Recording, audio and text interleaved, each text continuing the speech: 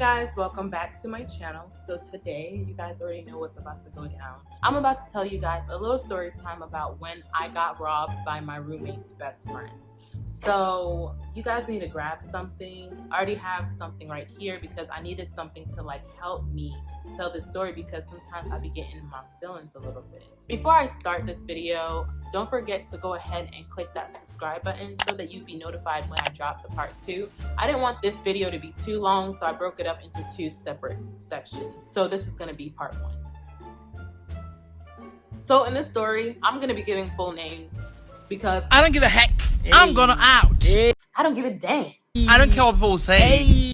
So before I tell you guys about the exact day that I got robbed, I wanted to tell you guys about what led to that day. So I was living in a student apartment with 2 other roommates. One, Chloe, it was one of my roommates, and my second roommate, her name was Nala. Now, Nala's room was right next to my room, and then Chloe's room was next to Nala's room. So it was just kind of like Chloe, Nala, and then there was my room. We lived in this apartment for about a year and a half before this incident. So I feel like if it was supposed to happen to us, it would have happened to us a long time ago. So one day I come into my apartment after getting off of work. I go into my room because we have to use, locks to get into each room. You can't just lock it from, the outside. You have to use a key. So I get home from work. Nobody's home. I go into my room. I put my stuff away. I take a shower, and then I go into the kitchen to go and get something to eat. I think I was heating up some food that I had ordered. I go in the kitchen. I'm heating up my food, and there's some girl inside the refrigerator. You know how the refrigerator will be open and somebody's crouched down? She was crouched down inside the refrigerator, and I thought it was my roommate Nala. So I'm like, hey Nala, how are you? Up comes this bum bitch, okay? Up comes this girl, and her name is Notori, by the way. So she comes up and she's like, hey, I'm Notori. I'm gonna be living with you guys for a little bit. I don't know if Nala didn't tell you, I'm her best friend, bitch. So I'm over here confused, because I'm like, for one, Nala doesn't live by herself, so why wouldn't she come and tell us before she allows somebody else into our space? And then this girl's in here with her pajamas, her little nightgown. So after that, I had a conversation with Nala. I'm just like, Nala, why did you let somebody come and stay inside your apartment, right, without letting your rest of your roommates know? Because at the end of the day, our stuff is inside the apartment too. And if anything may happen, it's gonna fall on us more so. And the fact of the matter is, Nala wasn't really staying in her room because she stayed at her boyfriend, at the time, Sean's apartment that was down the street. So basically it was a vacant room. Time passes by, and every time at night, this girl will come into the apartment with her midget girlfriend. This girl was fugly, okay? Her little midget girlfriend comes in, they're drunk. They're heating up food, they leave the kitchen messed up. They're using my freaking utensils, leaving it in the freaking sink. For who to watch? Who's your maid, bro? Who is your maid? Time goes on, and at night I started noticing she'll come knocking at my door. She'll come knocking at my door, asking me for small little miscellaneous stuff, but especially a phone charger. It's she never had her charger. She's like, Agnes, can I please borrow one of your chargers? And you know how people be opening up the door for Jehovah's Witness people? That's how I opened up the door for her, because in my room, I had a 55-inch TV. I had all of my stuff was in my room. Everything of value of mine was in my room. And so I would open up the door like this, and I'd be like, hey, what's up? And she's like, yeah, Agnes, can I borrow a charger? I left my charger at work. I was like, okay. Mind you, I was nice to this girl. Even though I didn't agree with how she came to stay with us, I was nice to her. Keep that in mind. As I'm getting her the charger, I would notice that she would keep on coming back, and it just seemed to me at the end, I was just like, damn, she was scoping me out. She was scoping my room out. She knew what the fuck I had when I had it, type stuff. So now let's get into the day of, right? So the day of the incident, I got off of work and I went to my apartment. That same day, I was supposed to go to my friend's house for their apartment warming party. So I was just like, okay, I need to get home, get ready, lay there for like a few minutes, just get myself together, and then I need to leave, go to Target, go to Walmart, go get something that's on their registry, because they had a registry for their housewarming, so that I can get what they need for their apartment. So I get home, nobody's home. I talk to my best friend on the phone, and then I talk to my mom. And then I get in the shower, I'm listening to music, I get out the shower, I get dressed, I do my makeup, I watch a little bit of Love and Hip Hop, and then I turn off my lights, lock my door, and I bounce. And a few minutes later, I guess my other roommate, Chloe, had came to the house, into the apartment, and everything was normal around that time, and she came to do whatever she wanted to do there, and then she left to her friend's house that was down the street. Okay, so I'm at my friend's apartment, and everything is going well. We're all like interacting with each other, playing games, eating, laughing. And then the party is kind of dimming down, and then everybody's like, oh, let's go bowling. Let's go bowling. Something told my ass to take my ass home. Something told me to go home. I was just like, man, like, what am I gonna do when I get home? I'm just gonna go to sleep. I was just like, no, let me just go. So I followed them and I went bowling. I get there, we meet up with some of our other friends, and I'm bowling or whatever. I'm sitting there and I get a call. So my phone keeps on going off, and I can't hear anything because in the bowling alley was loud music and a lot of black people. So that mixing together, you can't hear anything from your phone.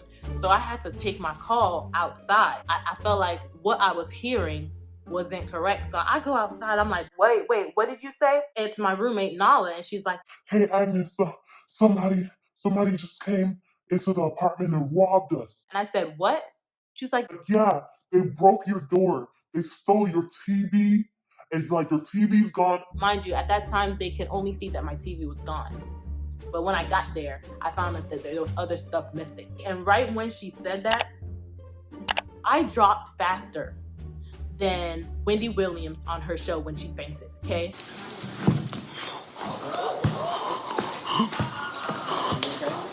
I dropped so quick because at that point, like, all the thought that was coming through my mind was, I need to go home. I need to leave now. So after fainting like Wendy Williams, I got my ass up and I got in my car, right? And at that point, thank you so much, Dexter, because he was an A1 friend.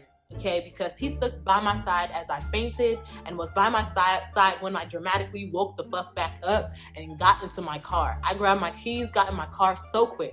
Around that time, as I'm driving, as I'm speeding, going through all these speed limits, I felt as if I was a cop and I didn't catch me that day, that was the issue. I feel like a cop really should have stopped me because what I was doing on that road was illegal. The speed limit that I was going was illegal, but at that time, I was not myself. I'm almost home and I hit Summit Avenue.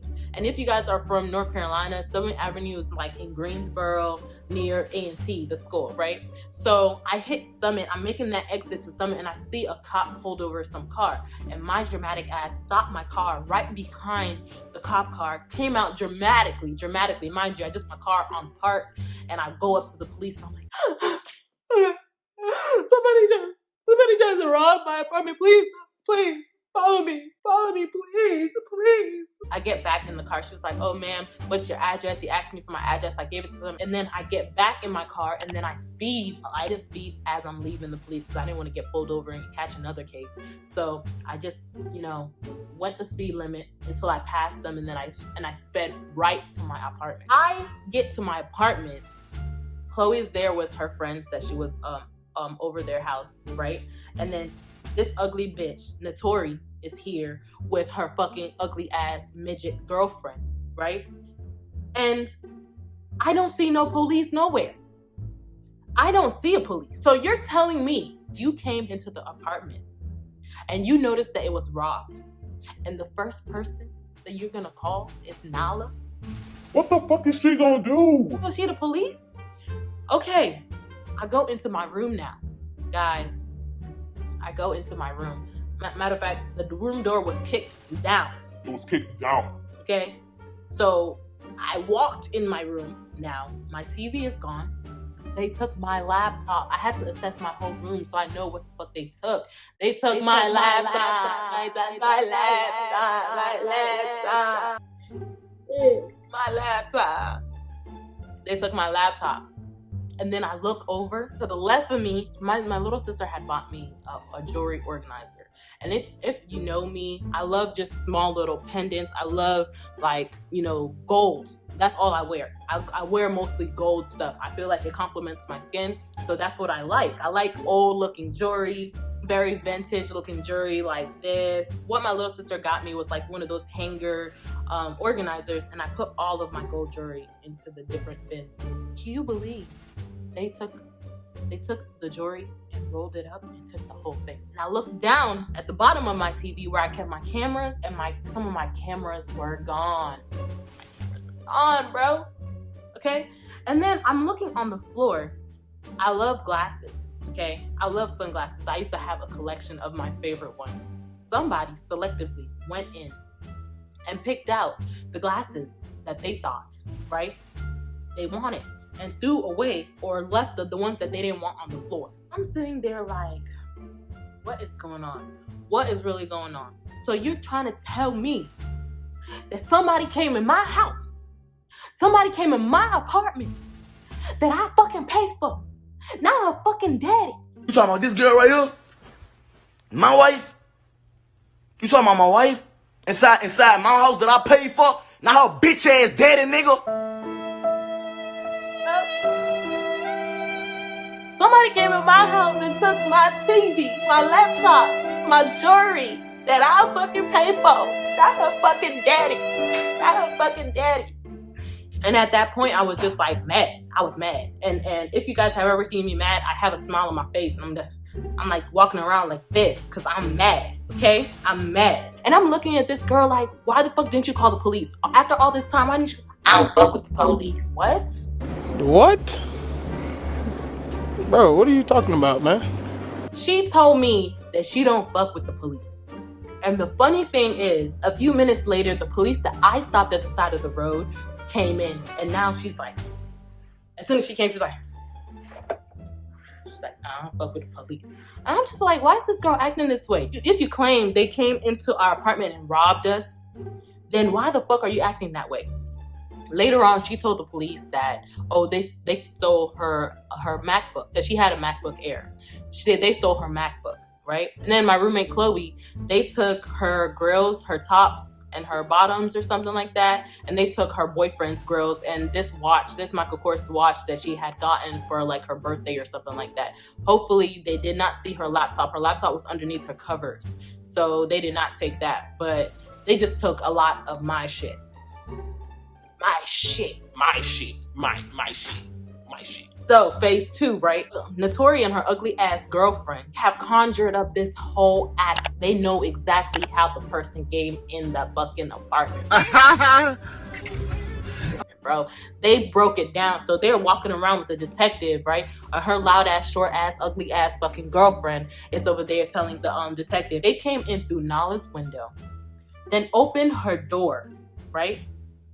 And then kicked down both me and Chloe's door, and then robbed us and left, right? But I'm just like, bro, how do you know this? How do you know this? Were you there?